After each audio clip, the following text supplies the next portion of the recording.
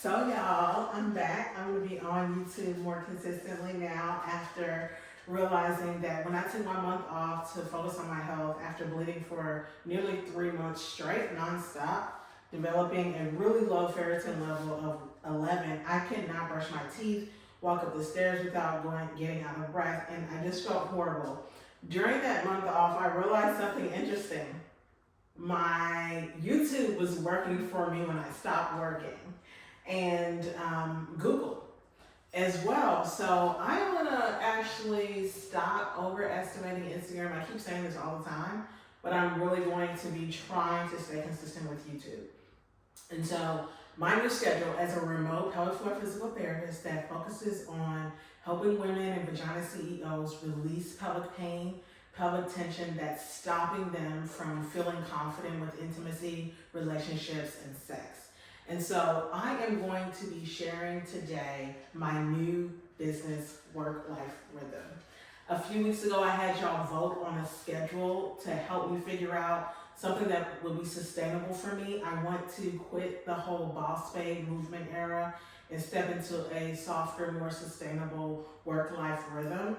And the options that I gave y'all, I appreciate y'all voting, but I'm not going to do any of them.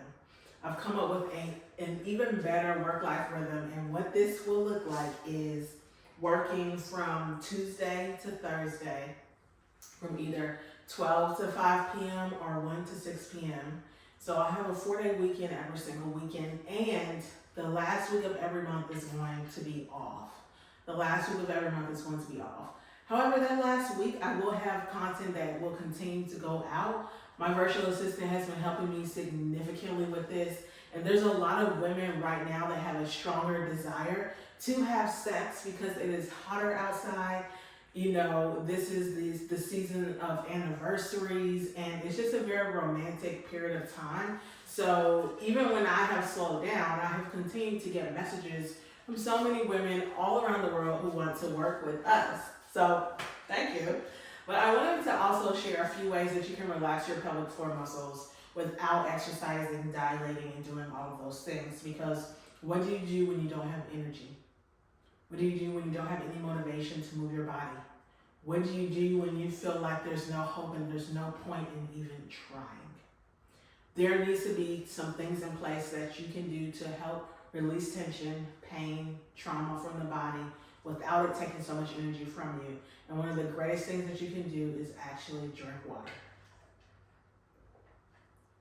Okay, I'm talking about a good amount of water, and your pee doesn't need to be clear, but it should look like lemonade and not like apple juice. Another thing that you can do regularly is just sit on the floor more. When you're watching TV, when you're reading a book, when you're relaxing, get on the floor. That's going to lengthen your hamstrings and relax your pelvic floor muscles. And the last thing that you can do is during the day, just focus on your breathing. Can you take deeper breaths? Can you take longer breaths, especially that exhale? Whenever you breathe out for a longer period of time than you inhale, that actually calms your nervous system. And doing that during the day can help you sleep better at night, relax your pelvic floor muscles, and increase your libido and your access to pleasure. So thanks for watching, and I'm excited to see y'all on YouTube.